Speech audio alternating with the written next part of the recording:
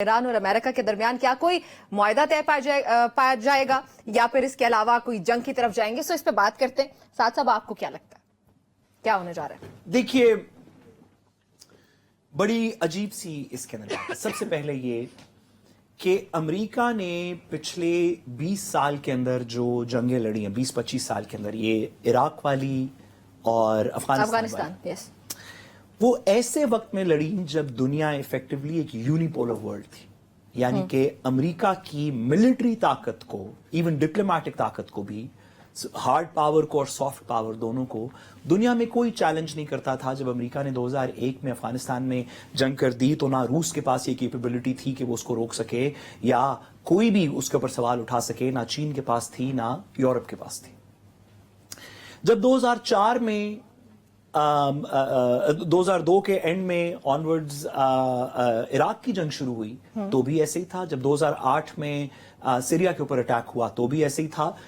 एक ऐसे दुनिया के अंदर अमेरिका ने अपनी जंगें इनिशिएट की जो यूनिपोलर वर्ल्ड था, जहां पे उसको कुछ कंसेंसस भी मिला, यूएन सिक्योरिटी काउंसिल की रेजोल्यूशंस भी उसने अपने हक में कर ली, दीगर चीजें भी कर ली। 2025 की दुनिया एक बड़ी मुख्तलिफ दुनिया है। अच्छा, यहां पे अमेरिका के लिए एक ऐसे मुल्क को जो कि ईरान, जिसकी अपनी इंटरनेशनल अलायंसेस हैं, ना सिर्फ कि उसकी अपनी मिलिट्री फोर्स है बट उसकी अपनी अलायंसेस भी हैं। अभी आपने रिसेंटली देखा कि उनके लीडर जो हैं वो चीन गए हुए थे, उनकी रूस के साथ अलायंस है। पाकिस्तान भी, अल्लाह करे कि इसके अंदर किसी तरीके न्यूट्रल रहे, अगर खुदा न खास्ता झड़प हो भी जाए तो ऐसे मुल्क के साथ जो ना अफगानिस्तान की तरह है ना इराक की तरह है, जिसकी मिलिट्री पावर भी रीजनेबल है, जिसके पास अपना तेल है, अपने मिनरल्स हैं, जो इसराइल के ऊपर एक थ्रेट कॉज करता है, ऐसे मुल्क के साथ ऑल आउट मिलिट्री बैटल करनी मेरे ख्याल में कोई मुनासिब बात नहीं होगी अमेरिका के लिए। और बेवकूफी तो क्या कहें, मुज़र हो सकती है अमेरिका के लिए, क्योंकि बहुत सारी दुनिया ये चाहेगी कि अमेरिका किसी ऐसी जंग में मेरे ख्याल में अगर आप इसको किसी भी कैलकुलेटेड कूल तरीके से सोचें तो ईरान के साथ बातचीत और negotiations is a better example. इससे पहले ओबामा की एडमिनिस्ट्रेशन के अंदर ये हो चुका है। ईरान और ओबामा की एडमिनिस्ट्रेशन का अमेरिका एक डील के बड़े क्लोज पहुंच गया था जब इंटरनेशनल एटॉमिक इंस्पेक्टर्स को और दीगर को ईरान के अंदर बुलाया गया, दीगर चीजें हुई।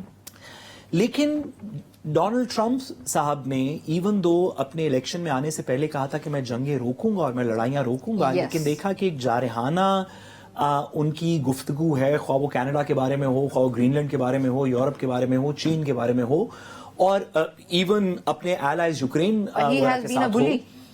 तो ऐसे के अंदर एक ऐसा शख्स जो अनप्रेडिक्टेबिलिटी, जिसका शायद सबसे बड़ा एसेट है, वो ईरान के खिलाफ क्या वाकई कोई एक्शन कर देगा? बिल्कुल हो सकता है, इसकी बईद नहीं, लेकिन मेरी दुआ भी ये है और मेरा जो फहमी एनालिसिस है, मेरी जो नाकिसी अकल है, वो इसमें कहती है कि एक ऐसी सुपर पावर जो अब अलोन सुपर पावर नहीं है, यूनिपोलर वर्ल्ड में नहीं है, वो एक ऐसे मुल्क के साथ जो इराक और अफगानिस्तान से बहुत ज्यादा ताकतवर है कंपैरेटिवली, ईरान जिसके अलायंसेस हैं रीजन के अंदर, उसके साथ मिलिट्री कॉन्फ्लिक्ट मेरा ख्याल है थ्रेटन तो कर सकती है लेकिन असल में कर नहीं सकती। ठीक है आमना, आपको क्या लगता है कि क्या तो जीत नहीं सकती? ठीक है, जीत नहीं सकती है। ठीक है, आपको क्या लगता है ईरान और अमेरिका के दरमियान क्या कोई मुआहदा तय पा जाएगा या नहीं तय पा सकता है? अगर मुज़ाकरात जो है वो कामयाब हो जाते हैं, अगर कामयाब नहीं होते खुदा न खास्ता, तो पाकिस्तान पे बिलखुसूस इसके क्या असरात मुरतब हो सकते हैं? पाकिस्तान की हुकूमत की क्या पोजीशन होगी, एज अ स्टेट हमारी क्या पोजीशन होगी? लेकिन हमरा, मुझे अभी पता चला कि तकरीबन कुछ देर पहले उनका जो राउंड 2 है ऑफ नेगोशिएशंस वो चल रहा है रोम के अंदर बिटवीन ईरान एंड अमेरिका। तो उसके ऊपर मैं ये कहना चाहूंगी, देखिए पहले हमने इसके ऊपर बात की जो ईरान की हिस्ट्री रही विद देयर न्यूक्लियर जो उनकी ट्रीटीज उन्होंने साइन की, फिर उनको ब्रेक किया, फिर वो जिस तरह से यूएन में गए और बाकी सारी चीजें हुई, वो पूरी उनकी एक जर्नी है।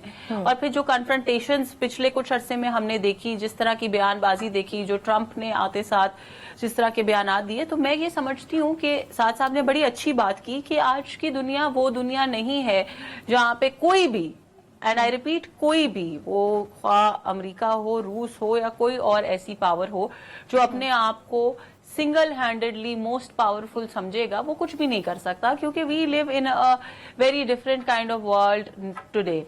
सो बात ये है कि जितने भी मसाइल हैं, जितनी भी मुश्किलात हैं, देखिए at the end of the day हम डिवाइडेड तो हैं. आज हम पाकिस्तानी हैं, चीनी हैं, अमरीकी हैं, ईरानी हैं, हम रिलीजियसली डिवाइडेड हैं, हम सोशली डिवाइडेड हैं, हम जो हमारी जियोग्राफिकल बाउंड्रीज हैं उनसे डिवाइडेड हैं. But at the end of the day world is a collective place, and I think the only progressive way around things, domestically हो या इंटरनेशनली हो, the only progressive way around things is जब आप उसको negotiation से और बातचीत से हल करें.